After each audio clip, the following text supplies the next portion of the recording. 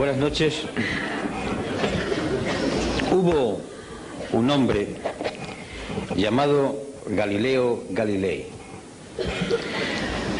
dedicado al estudio, a horas encerrado, viendo astros, sacando las conclusiones de su observación, que descubrió que la Tierra no estaba en el centro del universo, que se movía, y por tanto era el Sol el que ocupaba el centro y en torno al cual los planetas y entre ellos la Tierra giraban. Aquel descubrimiento se enfrentó a la verdad institucionalizada. El Vaticano, la Iglesia, las creencias populares del momento y la insistencia en el mantenimiento de lo que él había descubierto le costó ir a juicio. Y frente al acusado, ¿cómo podía él pensar que se había equivocado Aristóteles? ¿Cómo podía pensar él que las Sagradas Escrituras mentían? ¿Cómo podía atreverse él, un ingenuo sabio, a pensar que había descubierto algo que fuese en contra de lo que el magisterio de la Santa Madre Iglesia venía diciendo hacía siglos? Y sobre todo, ¿es que acaso el pueblo no aclamaba contra aquel que se atrevía a poner en duda la centralidad del planeta Tierra? Las presiones son tremendas. Tiene casi que abjurar. Pero en un momento, en la rebeldía última, y musitando casi con una sonrisa a lo Saramago, suave pero firme, dice en el italiano natal: "Eppur si muove", y sin embargo se mueve. Porque los cálculos matemáticos, porque las observaciones, porque el ejercicio de la razón, porque lo que sus ojos estaban viendo noche tras noche, le estaban demostrando que era la Tierra la que se movía. Pues bien, estamos hoy en la España de 1999, en la Europa de 1999 y en el mundo, en un momento en el que en otras ocasiones de la historia las sociedades han tenido que escoger un camino u otro, o seguir en la resignación o plantar cara, la rebeldía que acaba de decir Manolo Cañada. La resignación es un producto que, como cualquier droga, duerme a la gente, duerme su conciencia. La resignación es como la morfina, la cocaína o la heroína. La resignación es producto de muchas causas. Yo voy a enumerar unas cuantas. La resignación es hija de ese discurso totalizador, cual si fuese una nueva religión. No hay más verdad que la competitividad. No hay más santos ni más poderes que los mercados. La economía tiene que crecer constantemente, no importa que se contaminen las aguas, que se contaminen los ríos, los mares o los aires. Competitividad, crecimiento sostenido y los mercados. Eso es lo único que importa. Su poder no puede ser contestado. Y además nos demuestra la existencia de las propias sociedades que esto es lo que produce bienestar. Y no importa que las personas de la calle vean que ese bienestar no le ha llegado al hijo o a la hija, que tiene que ir a la empresa de trabajo temporal que le cobra el 40% de la nómina por colocarlo en una empresa.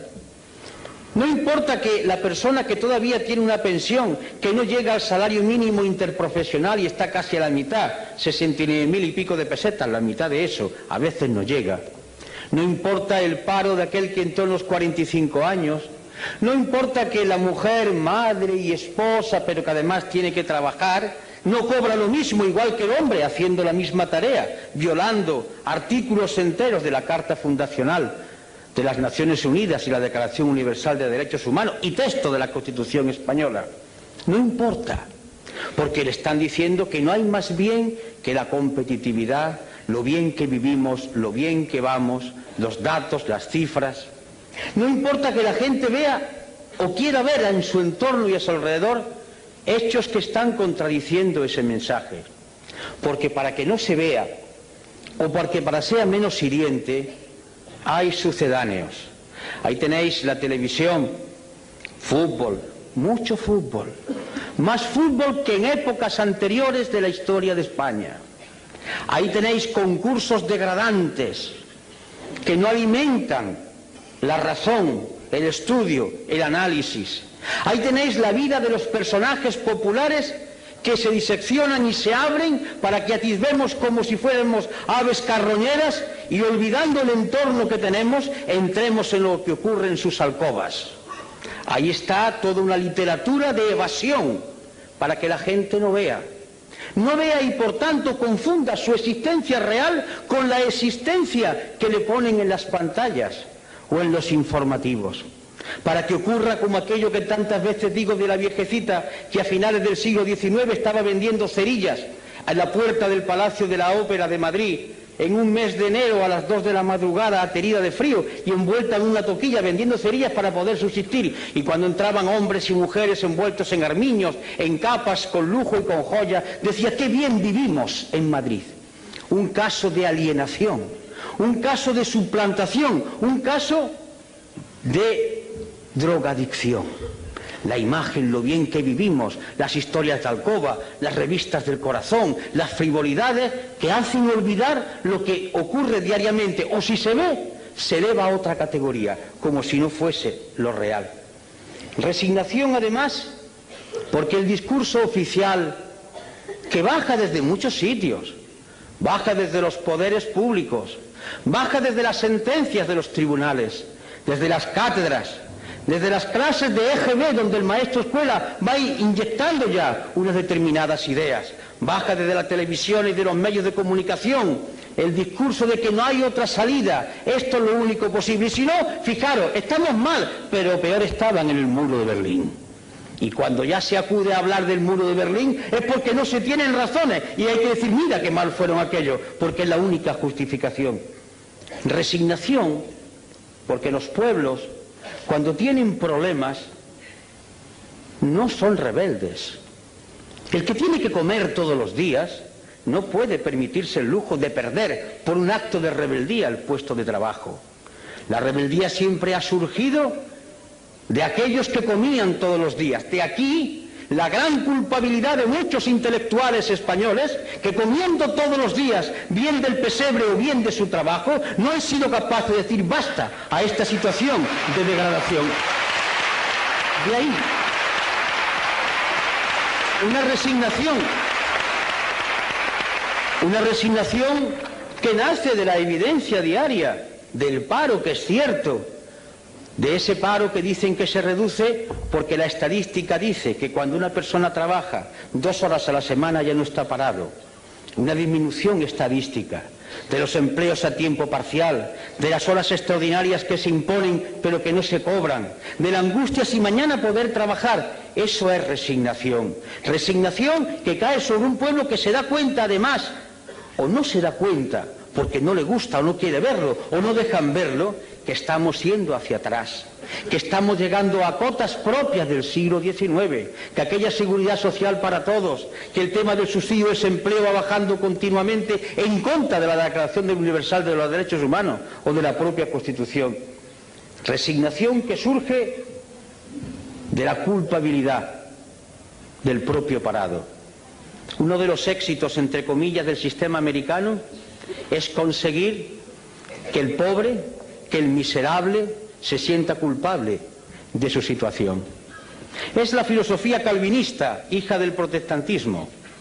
Tú eres culpable de tu situación, no has sido capaz de triunfar. Esa es la filosofía de la sociedad americana. Y si no has triunfado es porque tú eres el responsable. Esta sociedad da oportunidades a todo el mundo. Si tú no has podido hacerlo así, tú eres el culpable. Y entonces el oprimido, el pobrecito, el esclavo se echa en la responsabilidad de su situación. Es perfecto el dominio del poder. Un dominio del poder que ya no se basa en la fuerza, en la coacción, en la utilización de la Guardia Civil o del Ejército. Se basa en un dominio mucho más terrible, más duro, el dominio de la mente.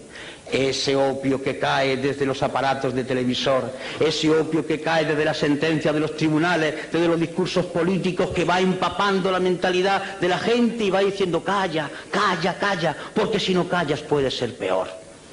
Esa es la resignación que se produce como consecuencia de sentirse separado, que él es el autor de su situación. Y por tanto aquel compañero que ha sido acusado de que cobró una vez indebidamente el seguro de desempleo, ¡ah, miserable, tú eres el culpable! No importa que los ladrones de alto copete sean exhibidos como figuras brillantes a enseñarle a los hijos como ejemplo a seguir, pero el miserable que ha estafado solamente un mes del seguro de desempleo es el culpable de todo lo que está ocurriendo. Eso es resignación. Resignación que surge de los medios de comunicación, y no se me enfaden las cámaras, no va con vosotros, pero va con los que tienen el poder en vuestras empresas, va contra aquellos que optan por decirle al pueblo una parte de la verdad. Resignación que consiste en dar un credo único, decir todos amén a la competitividad, a la moneda única, estamos mejor que nunca, amén, amén, amén. Es el coro como una letanía que va uniformando el pensamiento, que va haciendo seres totalmente iguales, como describía lo que podía ser el futuro Orwell en 1984. Esa resignación, por tanto, es hija de una economía, de un sistema político que confunde muchas cosas. Una información que está haciendo surgir en nuestros universitarios, en nuestros institutos, en nuestras academias, en las escuelas básicas, la cultura del sí o no, propia del ordenador. La vida está llena de colores, de tonos, y por tanto el lenguaje es mucho más vivo cuanto hay más cosas que hay que ser descritas. Sí o no, blanco o negro, derechas o izquierdas. Conteste usted como el ordenador, afirmativo, negativo, afirmativo, negativo. Se busca ya no al ser humano pensante capaz de la reflexión, de la duda o de la inquietud, se busca al esclavo sin pensamiento. Y por eso no se quiere la historia, y por eso se desdeña la memoria, porque los seres humanos somos hijos de la memoria. Yo soy lo que soy porque viví con mis padres, mis recuerdos, mi historia, mis vivencias. Yo soy la actualización de todo un pasado que está vivo. Si me quitan la memoria soy un zombi, un muerto viviente. Y queremos pueblos de muertos vivientes, que se estimulen por el último partido del Marsa Madrid, que se estimulen por la última historia del tal o cual conde o de tal o cual señora, que digan en los corrillos, incluso en los parlamentos y en los lugares donde había que debatirse de los problemas, se cuenten chistes de la vida privada para olvidar la tremenda realidad. Escapismo, droga. Igual que la heroína, igual que la cocaína, droga, escapismo, sedar el pensamiento, aniquilar el espíritu crítico y por tanto fomentar la resignación y frivolidad, mucha frivolidad, y por tanto la política entendida como compraventa de votos. No importa, ¿qué es lo que quiere el pueblo? Al pueblo al cual convenientemente se le va a decir lo que quiere a través de determinados medios. Más fútbol, pues más fútbol. Pero es que yo pienso que no, es que tú tienes que decir lo que le gusta al pueblo, al cual yo, mediante medios de comunicación finísimos, le voy diciendo qué es lo que le conviene. Pero yo represento un proyecto, yo quiero explicar un proyecto, yo quiero dirigir a mi pueblo del cual formo parte para decirle el punto de vista de nuestra organización. No, lo que conviene es que ganes votos. Eso no está bien dicho. Tienes que ser respetable, tienes que hablar y decirlo políticamente correcto, el buen tono, como el chico de la burguesía del siglo XIX. Niño, eso no se hace, eso no se dice, tú lo haces por bajo cuerda, porque todo debe permanecer como si aquí no ocurriera nada. Es decir, la cultura de la hipocresía, crear una sociedad hipócrita, que miente a sabiendas, que sabe que está diciendo algo que nadie cree, pero lo importante no es decirlo, lo importante es que hay que hacerlo, pero que no se diga. Y ese cáncer va avanzando, degradando, corrompiendo y aniquilando las fuerzas para combatir. Y ese es un camino, sin duda dulce, es la muerte lenta, como se consume un brasero, como van muriendo aquellos que beben la cicuta, muerte que le dieron al gran Sócrates. Va durmiendo paulatinamente todo el organismo y se muere uno con la sonrisa en los labios, pero muere. Y el otro camino es lo que ha dicho Manolo, rebeldía. Pero la rebeldía no es un gesto altisonante, no es un grito, no es un insulto, no es una pedrada, no es una mala contestación, es mucho más profundo. La rebeldía es un grito de la inteligencia y de la voluntad que dice, y lo voy a decir en Román Paladino, no me da la gana de decirle que sí a esta actual situación. ¿Por qué? Porque no quiero. y me niego a decirle que sí, porque entiendo que puede haber otra situación y por tanto yo no asumo esta podedumbre y no participo de ella y lucho contra ella. Y esta actitud es una actitud intelectual. Y cuando digo intelectual no quiero hablar de universitario, de la mente de cualquier ser humano. Es un posicionamiento que nace de la mente y del corazón, del fuego del querer cambiar. Esta es la rebeldía fundamental. Lo otro son voces, son chillidos, son insultos, son graznidos. Dale caña, circo romano. No, la rebeldía no es ni más ni menos que el posicionamiento con otros valores y la decisión de hacerle frente. Rebeldía para decir que no aceptamos que la competitividad y el mercado sean los que rijan los destinos de las sociedades, que entendemos que hay una Declaración Universal de Derechos Humanos que tiene que cumplirse y que eso significa sociedad de pleno empleo, donde el hombre y la mujer sean exactamente iguales, donde no haya marginados y que costará mucho tiempo y mucho sacrificio, pero es hermoso luchar, incluso morir por eso, porque morir tenemos que morir, muramos por lo menos luchando por un ideal noble y no consumiéndonos como un brasero. Y significa esa rebeldía fundacional en cuanto a entidad humana, significa defender con esa suave ironía, con esa tranquilidad que el maestro Saramago hace, porque es una gloria verlo contestar a los periodistas con esa suave ironía, con esa tremenda dureza de fondo, pero flexibilidad en el lenguaje. Significa defender que hay valores que deben ser mantenidos, el hermoso valor de la igualdad. Como decía uno, la sangre es roja y todos la tenemos roja, no hay sangre azul. Y además, como decía otro, todos los corazones, salvo alguna excepción, están en la izquierda. Por tanto, esa igualdad que hace que los seres humanos nazcan de la misma manera. Una igualdad esencial, no igualitarismo. Y por tanto, dignidad de la persona por ser lo que es, persona. Y junto a la igualdad, la libertad. Pero hablar de libertad es algo muy grande, porque libertad es asumir que se tiene la conciencia libre, que no es lo mismo que libertad de conciencia. La conciencia libre significa que yo puedo decidir si yo tengo todos los elementos para formular mi decisión. Estoy bien informado, estoy bien formado, me alimento todos los días, tengo un techo donde guarecerme, tengo una ropa que ponerme y una vez que tengo mis necesidades más elementales satisfechas, yo puedo empezar a pensar para ser un hombre libre. Porque si yo tengo que buscar el trabajo trampeando como sea, poniéndome en la cola del paro, vendiéndome por 4 perras porque tengo que comer los míos y yo no soy un hombre libre aunque mañana me permitan que vaya a votar en las urnas. Yo voy movido por mi hambre, por mi necesidad de tener que venderme en cada momento para el trabajo. Y junto a la libertad, en sentido espléndido de la palabra, la justicia.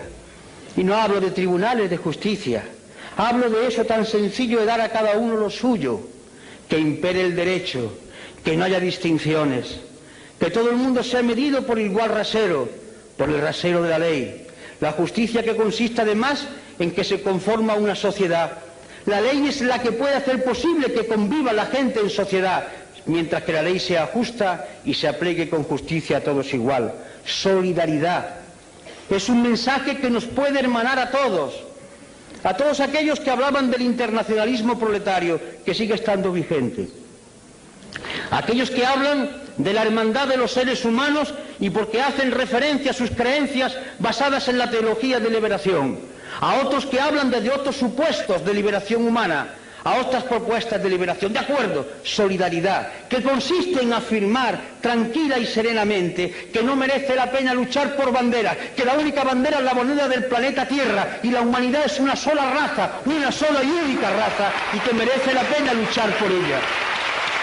Y esto es muy importante, informado, no porque se le den muchas noticias, hay diferencia entre la noticia y la información. La noticia es una mercancía que se da para que se consuma, la información es un dato que se da para que la gente piense y a partir de ahí extraiga sus consecuencias. Y desde la izquierda, hablar de austeridad. A mí particularmente me gusta esta palabra. La austeridad, hablar de austeridad fue la palabra que vertebró un discurso del rico Berlinguer. aquel secretario general del Partido Comunista Italiano que murió en la tribuna, hablando precisamente de austeridad. La austeridad en el sentido romano, mediterráneo. Austeridad no es miseria.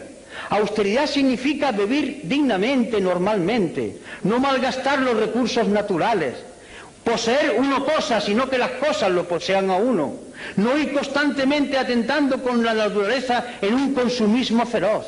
Austeridad significa tiempo libre para discutir y dialogar con los demás, para jugar, para hacer posible el amor entre seres que se conocen, para convivir en la calle, en la plaza, en el ágora griega. Austeridad que significa que la mejor manera de vivir es tener relaciones con otro en el plano de igualdad, sintiéndose hombres y mujeres libres en una sociedad democrática. Austeridad que hace que nos miran a todos como seres humanos y no por nuestra capacidad de consumo. Yo me niego como ser humano que digan que soy un español que consume tantas salchichas o tantos coches al año. Eso no es la austeridad, eso es medir al ser humano por otro talante. Austeridad, que significa, con otra palabra, sobriedad, hablar de cosas concretas, hablar de cosas que son importantes, incluso cuando se utiliza el lenguaje para crear belleza, para hacer pensar, como nuestro premio Nobel. Se utiliza el lenguaje desde la sobriedad, porque las palabras, cayendo en cascada, uniéndose, recreándose constantemente, hacen pensar, hacen concebir nuevas ideas, humanizan. Esa es la austeridad y esa es la sobriedad. Y a partir de ahí es cuando comienza el discurso y la propuesta, la sociedad de pleno empleo, el desarrollo sostenible, el reparto del trabajo, es decir, el discurso rojo, verde, violeta, el discurso de la paz. Paz. Y la paz no es la ausencia de guerra. La paz, por ejemplo, es que el día 9 estemos llenando Rota, porque quieren transformar la base militar en una superbase, violando el punto tercero de lo que acordó el pueblo español en el referéndum en 1986. La paz significa que mañana 1.200 hombres y aviones españoles que cuestan un dinero no puedan entrar en la antigua Yugoslavia, porque no han sido consultados las Cortes Generales y porque se ha violado nuevamente el artículo 62 de la Constitución. Significa, por tanto, hablar de paz, paz como justicia, como entendimiento entre seres iguales que son capaces de razonar. Y bien, los mecanismos son los de siempre. La movilización. ¿Qué es movilizar? Desde la izquierda, siempre movilizar no ha sido solo llenar las calles de gente, que también. Movilizar ha sido concienciar. Nosotros existimos, los que queremos pensar por nuestra cuenta, para perturbar a los demás. Si hay aquí algún creyente, me dirijo a él o a ella, para recordarle la frase que hoy explicaba yo en la universidad cuando una persona, un compañero que era representante, parece, de la teología de la liberación, me preguntaba, y le recordaba yo un pasaje del Evangelio, de mi época pasada, soy conocedor. Decía, mirad, una de las cosas que figura en el Evangelio es cuando le preguntan a Jesús de Galilea, ¿tú que has venido aquí a traer la paz? Dice, yo no, he venido a traer la guerra. ¿Y qué quería decir? He venido a concienciar, a perturbar. Nosotros no queremos gente tranquila, drogada, queremos gente que inquieta. Venimos a perturbar, a agitar cerebro, a mover conciencia. Existimos en la medida que movilicemos el pensamiento. Como decía en aquella iglesia que en el barrio Naranjo de Córdoba, levántate y piensa en lo más revolucionario que he visto en mi vida, porque la rebeldía empieza aquí, en la cabeza que dice, no sirvo, no me da la gana, no quiero asumir estos valores. Movilización que significa, por tanto, ese esfuerzo por pensar y por hacer pensar. Los grandes revolucionarios de la historia, la característica fundamental fue que hicieron pensar. La revolución la hicieron las gentes, las masas, los colectivos, pero el valor de ellos es el pensamiento que pusieron en marcha, es el concepto de la movilización en torno a lo concreto y con las alianzas de todo el pueblo. Por eso hacemos llamamientos, queremos unidad, pero no para repartirse sillones, para hacer programas de transformación. ¿Qué hacemos en el pueblo? ¿Qué hacemos en la comunidad autónoma? ¿Qué hacemos en España? ¿Qué hacemos en Europa? Alianzas. Alianzas entre gentes que coinciden básicamente, parece ser, por lo menos teóricamente, en que quiere cambiar el mundo. Pongámonos de acuerdo que podemos cambiar ahora, pero cambiar un sillón por otro, eso ya no es correcto, eso lo hacen los otros, desde tiempo inmemorial. Y por último, la cultura. La palabra cultura viene de cultivo, cultivarse, hacerse ser humano cada día más. La cultura no es saber muchas cosas, la cultura es captar todo aquello que la humanidad ha ido produciendo y que nos mueve desde el arte al estremecimiento por degustar la belleza, a entender cómo la humanidad ha ido superando determinados problemas. Un hombre culto no es un hombre que esté rodeado de libros, que también puede ser. Un hombre culto es un hombre que mira al mundo con mirada independiente y libre. Un hombre culto puede ser un campesino de nuestras tierras. Cuando revina, palabra que utilizan en mi tierra, está pensando, pero sabe calcular las cosas, piensa como quiere, es un hombre que tiene un tipo de cultura. Y ese hombre que a lo mejor no sabe leer, le puede dar la mano a otro culto de la universidad, que sabe más cosas, pero está en la onda de la cultura, porque ambos confluyen desde su sentido de hombres libres con capacidad para pensar. Y en fin, en el acto de hoy, donde ahora va a tomar la palabra el maestro Saramago, y dicho con todo cariño, en el sentido de ejercicio de sencillez y de hondura, la voz de Izquierda Unida esta noche no ha hablado de programas, ni Manolo ni yo. Hemos hablado, y os lo confieso, de lo que nos mueve a nosotros, a él, a mí, a José y a los demás compañeros y compañeras.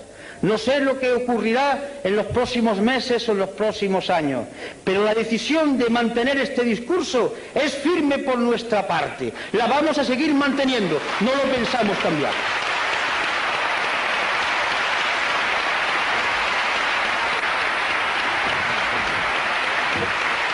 Gracias.